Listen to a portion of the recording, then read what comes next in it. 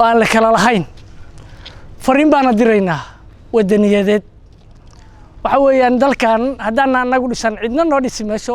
sidaad ogtiin ciidamada qalabka sida qaybahooda kala duwan afarta nooc oo isku jirnaa oo xooga dalka iyo booliis iyo asluub iyo nabasugudba leh waxaanu nahay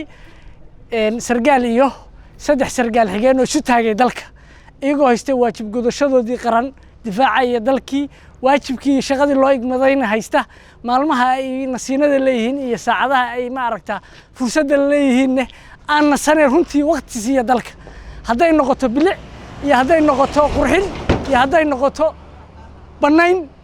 darbigan arkaysaan waa darbigii baarlamaanka jamhuuriyadda federaalka Soomaaliya waa fadhigii golaha shacabka waxa weeye wuxuu ka soo jeedaa meelo badan oo taariikhi ah halkan waxa weeye waa dhagaxtuur taaladii dhagaxtuur halkan waa masaajidka isbaahaysiga islaamka dunida oo dhan waxa weeye dad badan oo dalxiisayaal ay imaanaya markay yimaadaan geedahan bacdi la tuuraba geed bay qabsanaysaa foolxum dalkii geedkan geed garawaaga loo yaqaano geed yuhudkana ay Soomaalida dhahan dalkii horta foolxum ku haya bilicdii iyo deegaankii waxba u dhimaya aragti foolxum oo liidato dalkii ka turjumaya geedka horta waa jarnay darbigan arkaysaan maanta waa cad yahay darbigan arkaysaan maanta waa cad yahay geedihiina waa ka jarnay laakiin waxaan rabnaa bari ka maalin inaan sidaa ka dhigno oo aan ku qorno Soomaaliya Soomaali baa leh horaa loo soconayaa nabad iyo nolol muwaadin codkaaga xor baad u tahay macluumaadkaasaan rabnaa inaan ka qorno dhowr goobaha taariikhiga ya dastuurka ilaali waxaan rabnaa fariimo fara badan aan ku qoraynaa insha Allah waxaan nahay dhalinyaro u dhimanaysa dalka u taagan difaaca dalka waajib gudashadooda qaran haddana ala abuur leh waxaan rabnaa wax badan inaan ku soo kordhino marka insha Allah meelo fara badan waanu ka shaqayn doonaa shaqada iyadoo maanta maaha bari maaha way bilaabatay laakiin dhamaan mayso inta Soomaaliya ay ka hagaagayso waxay dad u dhahaan raas caseer iyo raas Kamboni bay dhahaan maaha suuqadara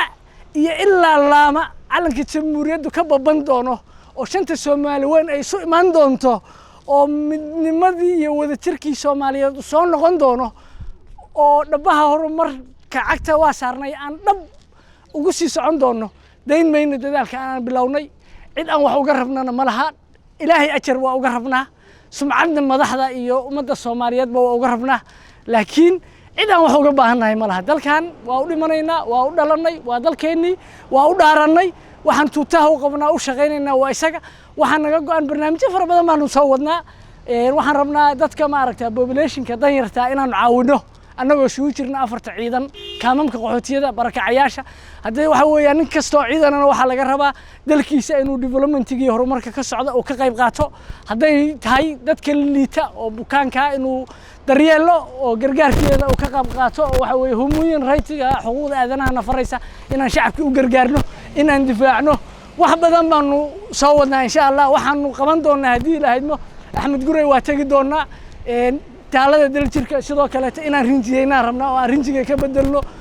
meelo fara badan inaan wax ka qabanaa rabnaa oo horumarka dalka shaqada iyadu waa bilaabatay intaasna kuma eka laakiin ummadda Soomaaliyeed waxaanu ka codsanaynaa